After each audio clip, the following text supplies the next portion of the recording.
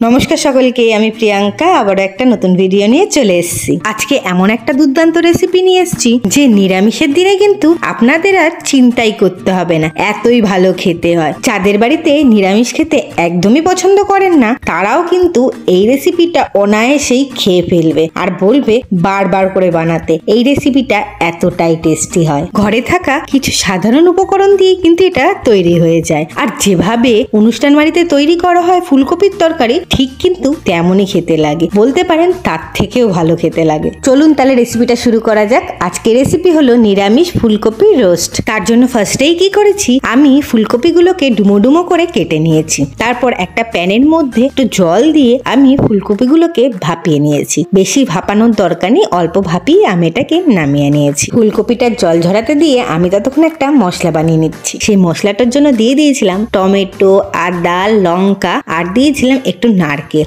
দিয়ে ওটার একটা পেস্ট বানিয়ে নিচ্ছি। আর একটা বাটিতে জল নিয়ে আমি একটুখানি কাজু বাদাম, চিনে বাদাম আর চারমগজ ভিজিয়ে রেখেছি। তারপর কিছুক্ষণ ভিজিয়ে রাখার পর ওটারও একটা পেস্ট বানিয়ে নিচ্ছি। তারপর কড়াইয়ে কিছুটা সর্ষের তেল দিয়ে আমি আগে ফুলকপিগুলোকে ভেজে তুলে নিচ্ছি। তারপর ওই তেলের মধ্যে আবারও কিছুটা ঘি দিয়ে আমি ফোড়নে দিয়ে দিয়েছিলাম জিরে, গোটা গরম মশলা আর তেজপাতা দিয়ে তারপর যে টমেটো, আদা, লঙ্কার যে পেস্টটা বানিয়েছিলাম সেই পেস্টটা আগে দিয়ে দিয়েছি। দিয়ে কিছুক্ষণ কষিয়ে নিয়ে তারপর দিয়ে দিয়েছিলাম যে বাদামটা আমি বেটে নিয়েছিলাম সেই বাদামটা দেওয়ার পর দিয়ে দিয়েছিলাম নুন, হলুদ, লঙ্কা গুঁড়ো, কাশ্মীরি লঙ্কার গুঁড়ো, ধনের গুঁড়ো আর হচ্ছে চিনি আর টক দই। এই সবগুলোকে দিয়ে ভালো করে কিছুক্ষণ কষিয়ে নিয়ে আবারও একটু জল দিয়েও কিছুক্ষণ ভালো করে কষিয়ে নিয়ে যতক্ষণ না মশলাটা থেকে তেল বেরোচ্ছে ততক্ষণ ভালো করে এটাকে কষাতে থাকতে হবে। ভালো করে কষে গেলে তারপরে আমি এর মধ্যে ফুলকপিটাকে অ্যাড করে দেবো। ফুলকপিটাকে অ্যাড করেও ভালো করে কিছুক্ষণ ওটার সাথে মিশিয়ে নিয়ে